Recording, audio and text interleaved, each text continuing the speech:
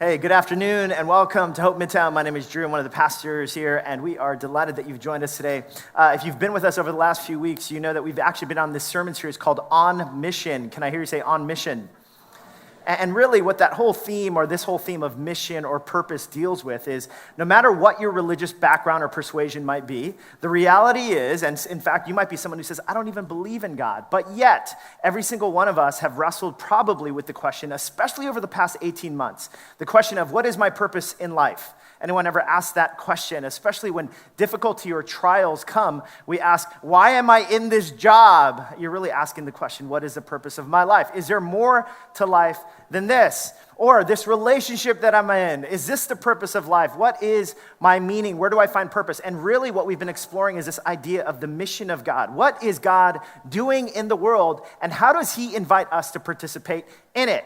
Now, if you're a Christian, really today we're talking about a Christian perspective on what the meaning and purpose and mission of life is all about. If you're not a Christian, so glad you're here because you get to lean in on this conversation. What do Christians believe about what really matters in life? And that's what we're going to be exploring.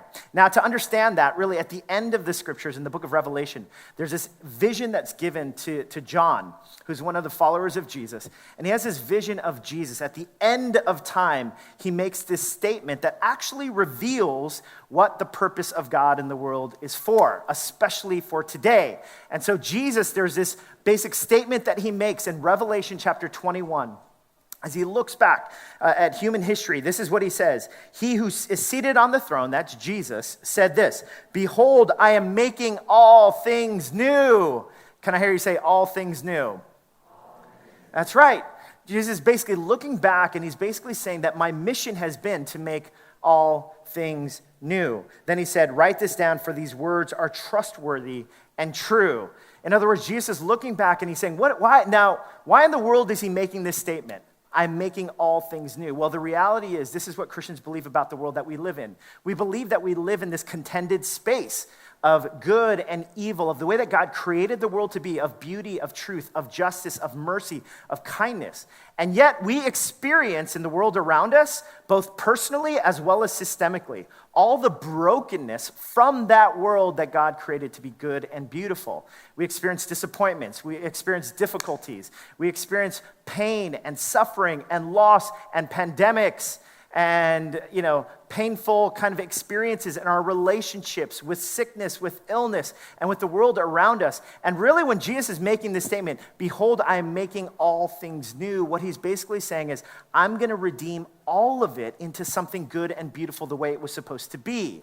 Now, this is the vision for human history that Christians believe in, that this is what Jesus is doing. And he invites us then to be part of this renewal project, to be part of what does it mean for us when we go and we volunteer with City Relief. What we're basically doing is we're saying, hey, this is the way the world should be, where no one is hungry or not well-clothed. Instead, we are a people who begin to give these glimpses of the goodness of God, because the mission of God is to make all things new. Now, here's the thing. Some of you might be listening right now and you're basically like, this whole sermon series, this preacher is going to ask us to do more things. Well, like Sarah mentioned last week, we're really not inviting you to do more than what you're already doing, but what you're called to, but to do it in a manner in which your perspective has changed related to what it means to follow Jesus. What does it look like for my everyday life journey, for a fundamental perspective change to happen that would actually begin to influence the way that I behave? Now, here's the thing. I remember for 10 years, I was married. At our 10-year anniversary, my wife and I, Tina and I, we were celebrating 10 years, and we went to this marriage retreat. Now, what was interesting about this marriage retreat, now keep in mind, and I've shared about my family of origin history before, my parents grew up in war-torn Korea, and they immigrated to this country to flee for a better life. Now, I've explained that my father was someone who was incredibly violent, both towards my mom as well as to us. And so the household that we grew up in was one that was constantly at odds, a lot of yelling and shouting and fighting. And so you can imagine then, from my little mind growing up with my brothers, my three brothers, as well as my mom, I grew up, whether implicitly or explicitly, with this vision for marriage and family. And it was basically, this is what happens in family. Family is basically full of fighting and anger and fear. And my father and his relationship with my mom, the image of what I had for a relationship was basically like, wow, I don't know if they really like each other, but they're just arguing all the time, and my father is going off the handle. So if you can imagine, for my little mind, I've been formed in such a manner in which this vision for marriage and family is in me. Now, here's the thing. I remember talking to my mom at one point in one of these really kind of explosive moments in my teenage years. I asked her, I said, why are you still with Dad? And she basically says to me, she says, oh, the reason why I'm still with Dad is because of you guys. It's because for you and for your well-being, I've been committed to keeping this family together.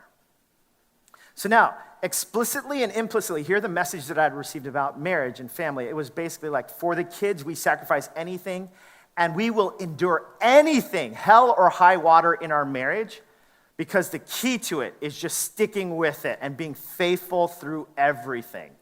So here's the message that I received then about marriage. The message I received was basically, marriage is about just sticking with it. No matter how awful and painful it is, it's about faithfulness. And in fact, that was my vision. And even as a Christian, that was my vision. Like, okay, marriage is just going to be something that I endure. It's going to be painful, but we're going to endure this no matter what. Now, you can understand why I would have this perspective on marriage. So here we are. We're at this 10-year anniversary. We go on this marriage retreat, and we're sitting here, and the speaker basically stands up in front of people, and he basically says this. He says, him and his wife, they say, most Christians have this belief that the vision for marriage is supposed to be, you're supposed to be faithful through anything, and the key word there is faithfulness. You basically endure it. And I remember just sitting there and being like, yep, amen. That's exactly. But meanwhile, here's the thing. If you were to ask me at that moment, do I have a great marriage? I'd be like, of course. Like, we don't yell a lot. We're peaceable. We spend copious amounts of time with each other and with our children. Like, I'm nowhere near how my dad was. And so my measurement then of what a great marriage or a great family life looked like was basically over and against my father and the family that I grew up in. So here I am in this marriage. I'm like, man, I got this. Like, we should be teaching this conference, 10 years in. And then I remember the couple, they stand in front and they said, what if we told you, though, that God's vision for marriage wasn't just something for you to endure, but for something for you to be passionate about and joyful about? And I remember just kind of sitting there being like, what do you mean? And then they said, do you remember when you first started dating your spouse? Or do you remember when you first got married? Or do you remember those early days, those butterflies in the stomach, those moments when you just could not, you could not wait to see the person? And, and I was like, yeah. And then they said, what if you worked on your marriage in such a way where the vision for marriage wasn't just, let's just endure this, but what if it was, let's have the best possible marriage that's absolutely passionate? That's so passionate, in fact, that it mimics those early days that you were in.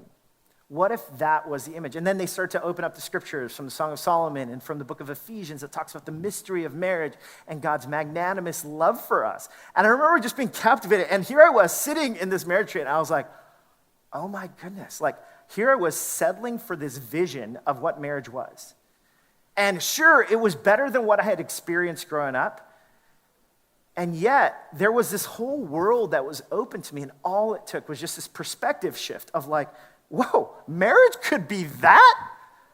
It could really be something that I looked forward to, that was not simply something that we were just being faithful in, that we were just basically trudging along, but that's something that we could actually be passionate about and joyful and buoyant in.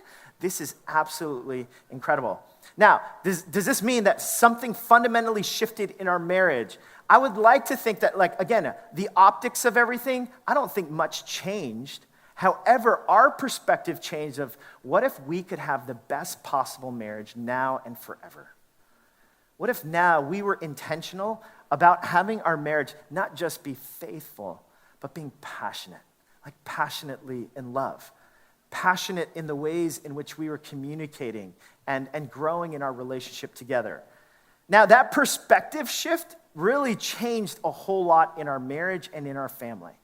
And really what I'm about to present to you today is simply a perspective shift. I'm not asking you to put more time into whatever you're already putting time into. I simply want to invite us into this perspective shift. Because what if God, the vision that God has for you and the vision that God has for me as it relates to the way that we move about in the world is one that we've simply been settling for, like the dregs of something beautiful that God has for us. And really, this is the invitation of life with God. And so today, here's the framework that we're going to use as we unpack this idea of mission or purpose and the people of God. It's really this framework of being. What does it mean to be? Our core identity. To do, which is our core mission, and then to go, which is our core position. Now, this framework of be, do, go comes from the book More by Todd Wilson, where he talks about this idea of purpose and meaning, especially as followers of Jesus. Now, here's where we'll start. We'll start with being our core identity. What does it mean to be in our core identity? Now, again, I'm inviting you to a perspective shift of perhaps the ways in which we believed Christians should be, and if you're not a Christian, maybe you had this belief that Christians are this certain way. Well, here's really from Jesus' mouth, when he talks about our core identity in Matthew chapter 22, verses 34 to 40. This is what he says. Hearing that Jesus had silenced the Sadducees, the Pharisees got together. One of them, an expert in the law, again, he's talking to these religious leaders, tested him with this question. Teacher, what is the greatest commandment in the law? Now, look at how Jesus replies. Jesus replied, love the Lord your God with all your heart and with all your soul and with all your mind. This is the first and greatest commandment. And the second is like it. Love your neighbor as yourself. All the law and the prophets hang on these two commandments.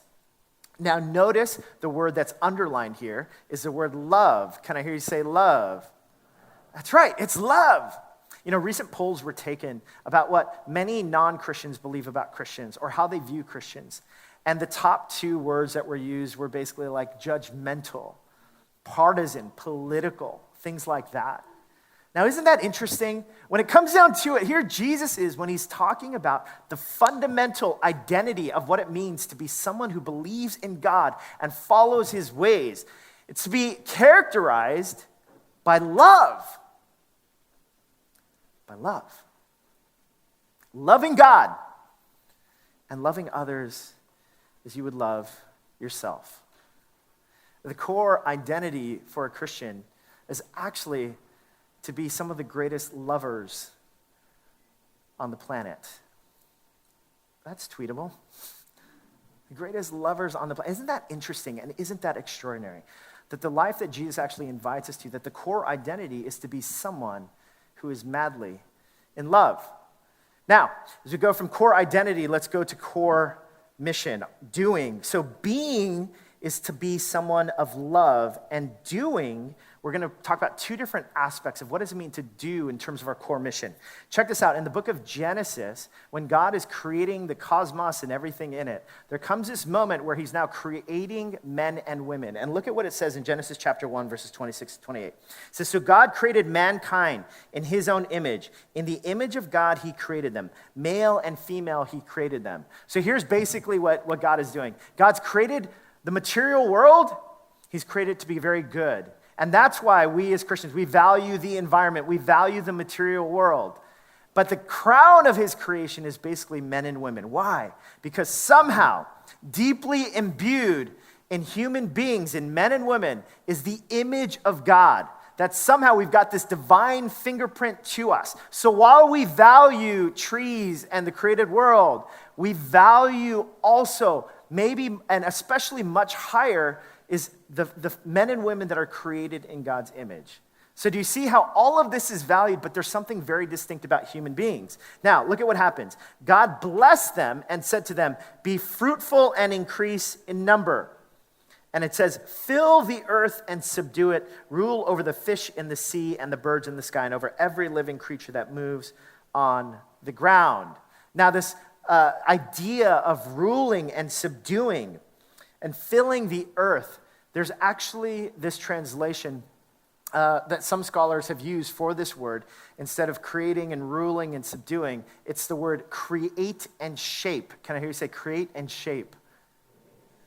The idea of creating and shaping is taking the raw goods of something and begin to make something out of these raw material goods. So in other words, from the very beginning, the mission that God had given to people, to men and women, was to take, as they were created in a garden, to actually take all the raw goods that they had been given and then to begin to create and shape the world around them. In other words, they were to take an apple and somehow from this apple create an apple cider donut. You know what I'm talking about? Hello, somebody. Right? Like, this is what the call of God was, that each one of us were created with this impulse towards creativity and work.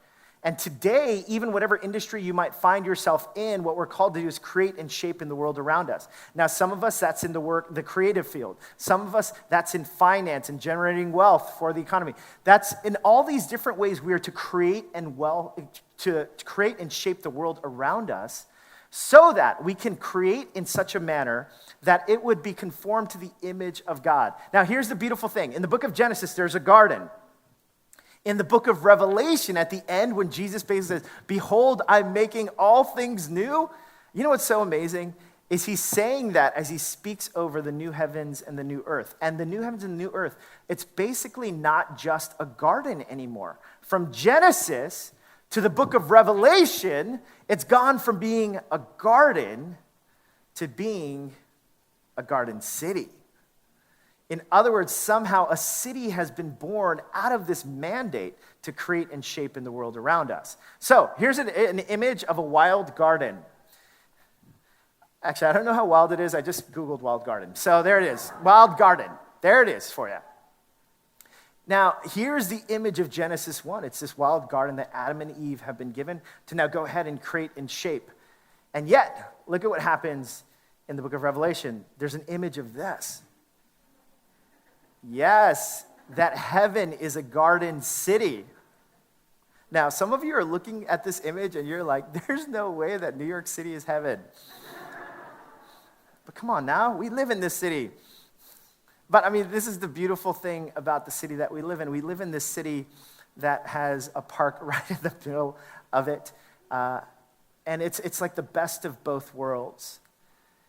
And really in the book of Revelation, there's what people have done. They've been given this task to take the raw goods and then to create and shape in the world and to create something beautiful, where now there's this mixture of both garden and city. You see, the first core mission of ours is to be people then who take the raw gifts that we've been given and the raw goods that we've been given and to begin to create and shape. That's why your work matters. That's why what you do during the week matters. And the way that you approach that, if you approach it in such a manner as if you're creating and shaping according to the ways that God wants us to create and shape, it makes all the difference in the world. You see, but this is just one part of the core mission. There's another part of this core mission. And this part of the core mission, actually, Jesus gives to us as he leaves. After he resurrects from the grave, he gives us the Great Commission. And in the Great Commission, Matthew chapter 28, look at what it says. Then Jesus came to them and said, "All authority in heaven and on earth has been given to me. Therefore, go and make disciples." Can I hear you say, go and make disciples? Go and make disciples of all nations, baptizing them in the name of the Father and of the Son and the Holy Spirit, and teaching them to obey everything I've commanded you. And surely I'm with you always to the very end of the age. So on one hand, yes, we're supposed to create and shape in the work that we've been given, whether it's a nonprofit work or for-profit, whatever it might be, to do it in a manner that would be holy and pleasing to the Lord. And on the other hand, there's also this part of our mission by which we're called to make disciples. Now, what does this mean to make disciples? It means to invite people into following this Jesus person. Remember, we talked about the brokenness of the world that we live in. And again, whether you're a Christian or you're not, we can all agree there are parts of the world that are incredibly broken. The racism, the sexism, the awful things that happen in our world. And that each one of us together, when we begin to live out his ways and the ways in which he's called us to be, again, a lover of God and a lover of people. When we begin to invite other people into that journey, when we begin to disciple others into that journey, what we're basically doing is we're saying the way of Jesus in the world that we live in is a way of beauty, kindness, truth, loving of one's enemy, and forgiveness. Now, all of those different kind of elements of what it means to follow Jesus, we are to disciple others into that process. Now, here's the thing. Some of you might be like, I can't believe you're saying this. I can't believe you're saying that we need to be trying to influence other people in this manner. Well, here's the thing. There's all sorts of things in the world right now that are influencing you and me. There's the media. There's the trauma that I grew up with. There's our family of origin. There's the cultures that we're embedded in. There's social media that tells us to value certain things. And you and I could probably come up with a list right now of all of those different values that the world around us tells us to value. Valuing money, sex, power, whatever it might look like. And here when Jesus, and the teachings of Jesus, and one of the reasons why week after week we come and we study the scriptures and we talk about the scriptures is because the invitation of following Jesus is to come and see that what he offers to us is really good, compelling news. Now, what if the rest of the world knew that it was good news that we were being invited into? And really what we're called to do then is to make disciples, not only to create and shape in the world around us, that the manner by which we're creating and shaping is one that honors God, but also that we are to be a people who influence the people around us in making disciples and helping them to follow the ways of Jesus, believing that the way of Jesus is one that is beneficial and good for the world around us. So that's part of our core mission. Number 3, if we were to go look back at this chart then, here's a chart that I created. Here's B. If our core identity is to love God and to love others, our core mission is to create and shape and to make disciples. How about this idea of going? Where in the world are we supposed to do this? Now, here's the thing. Most of us, when we think about where are we supposed to do this, we think of like there's tiers of Christians, right? Like there's one tier, like that's way up here, like the super holy, like these people are like, you can't touch them really. They're like on this level, folks like Sarah Bournes, right? Like amazing. No, I'm just kidding, Sarah. We love Sarah, of course.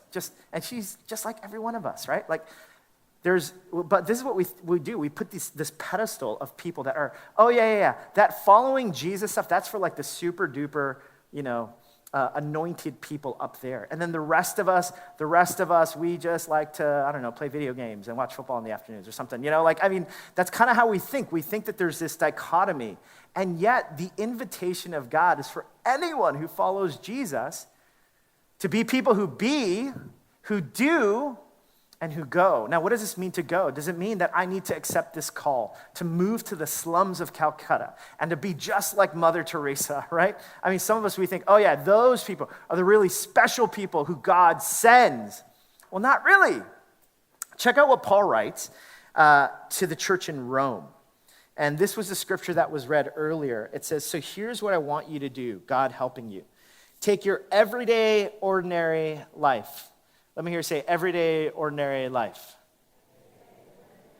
You're sleeping, you're eating, you're going to work and walking around life and place it before God as an offering.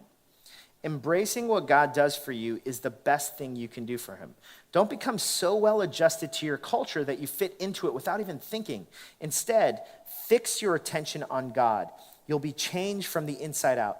Really, readily recognize what he wants from you and quickly respond to it. Unlike the culture around you, always dragging you down to the level of immaturity. God brings the best out of you, develops well-formed maturity in you. I love this. He's basically saying, hey, listen, this isn't some gigantic leap of what you're supposed to do. Here's what I want to invite you to do. I want to invite you to your everyday, ordinary life. You're sleeping, you're eating, you're waking up kind of life. The places today where you live, work, and play. The normal rhythms of your own journey right now. And it's in those rhythms, here's what I want you to do.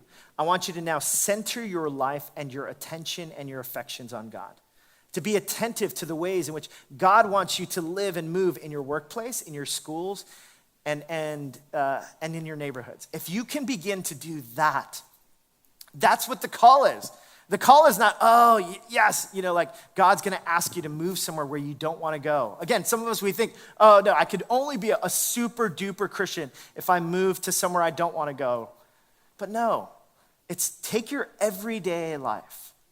And what if in your everyday life where you live, work, and play, you committed to being a person who was a lover of God and a lover of people. You committed to being a person who was creating and shaping in a God-honoring way, and a person who was also committed to making disciples, introducing the way of Jesus to those who you've been charged with. Again, the people where you live, work, and play. This is the invitation for all of us. We're not trying to add more to your life. Instead, we're inviting you to have this perspective change. Wherever you are today, your coworkers, your classmates, your neighbors, what if fundamentally our perspective began to change? So what does it look like to be, to do, and to go? Being is to love God and to love others. Doing is to make disciples and to create and shape. And going is where you live, work, and play today, as well as where you live, work, and play tomorrow. That the way we begin to approach our lives then become wherever right now God has placed us. The relationships, the industries, that together today, as well as tomorrow, we're simply called to be the kind of people who stand for the way of Jesus, for the ways in which he's invited us to, a way of love, kindness, of forgiveness, of justice, of truth. What if that was the invitation for all of us? I'm not asking you to move. Like, you might be like, oh no, God's gonna call me to move to Staten Island or something. No, I'm not calling you to do that. Just right where you are, wherever you live, wherever you work, wherever you play, right where you are. How could the mentality begin to shift? How could the environment that you're now invited into, maybe you've heard that the culture of your company is so cutthroat and so mean-spirited. What if you could be someone who, instead of being absorbed into that culture, you become someone who's now beginning to actually change that culture with your kindness, with your joy, with your love. Now, I know that's a humongous task for many of us, but the invitation for us is not, hey, go out there to really accomplish what God wants you to, but instead, what if today, right where you are, where you live, work, and play, God had an extraordinary calling for you? That's the invitation. Now, here's the thing. You might look at this list and be like, that's still a lot. I mean, you're basically calling me to reorient my life, to fundamentally change things, but I don't know if I buy that so much because it feels like another heavy yoke, like another to-do. Well, really, when it comes down to it, because at the end of the day, this can be a yoke for any of us. It can be like, oh my goodness, I can't believe you're calling us to this. Now you've just made me feel extraordinarily guilty about all the things that I'm not doing. Well, here's the thing. This is where we go back to that core identity, right? Because the core identity, again, is to be a lover of God and a lover of people.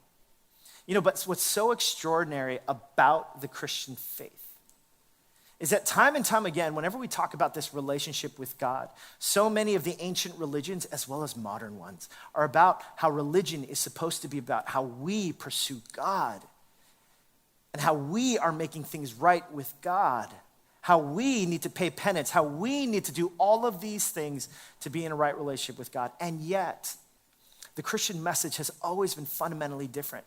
It's been a story of not how we pursued God, but instead how God has pursued us. And so there's this passage that comes from 1 John, where John basically says, we love because he first loved us. See, the Christian message is fundamentally different because it talks about a God whose love for us is not contingent or conditional, but instead it's always been a pursuing type of love. This is what I talked about a couple weeks ago, that God first loved us. God is the one who has made the move. And so anything that comes after that moment comes from whether we've responded to his love or we haven't. And the question for you and for me is, today, do you know that love? Have you received that love? Have you been captured and romanced by that love? One of the questions that I love to ask couples is, I'll say, how did you guys meet? And I love the story of how people met. And one of the questions I'll always ask after that is, who liked who first? And I love asking that question because it just shows a little bit more of the dynamic of the relationship. And I love that sheepish, like, oh, yeah, he liked me first. And he's like, whatever, you like me first, you were too, you know. And so I like creating that conflict. I'm just kidding, I don't. But I love that story. And the reason why I love the story of who liked who first, because I love those origin stories of like, who was the one who became vulnerable first? Who was the one, who is the pursuer? Who is the, and in this relationship. And, the extraordinary thing about the God that we believe in as Christians is that God has always been first. He's always been the one who's been pursuing and wooing and inviting.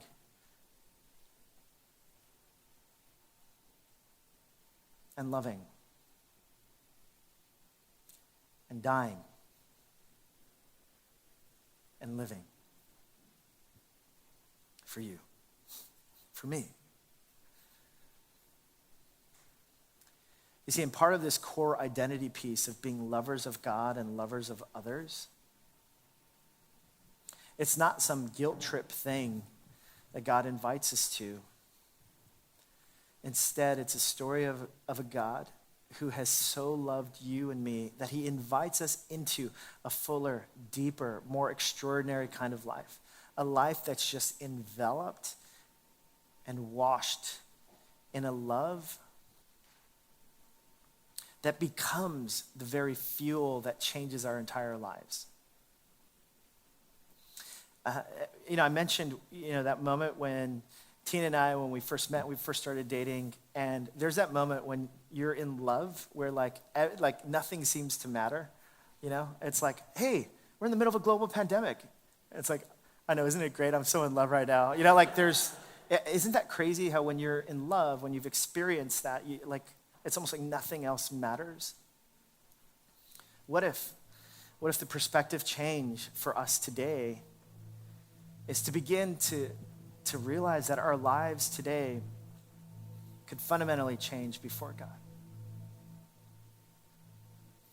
What if the ways in which we approach our work, our relationships, our homes, what if we were to become a people who our perspective changes from simply just kind of surviving it to now being a people who begin to thrive in it, to be a people who are responding to the overwhelming, matchless love of God? And to be so caught up in it that it begins to shape our identity, shape our perspective on whatever happens in the world around us. And that we become a people who are so overflowing, brimming with love, that it changes everything. It changes where we live, work, and play. It changes our marriages, our friendships, our children, our parents, our neighborhoods, our city, our world.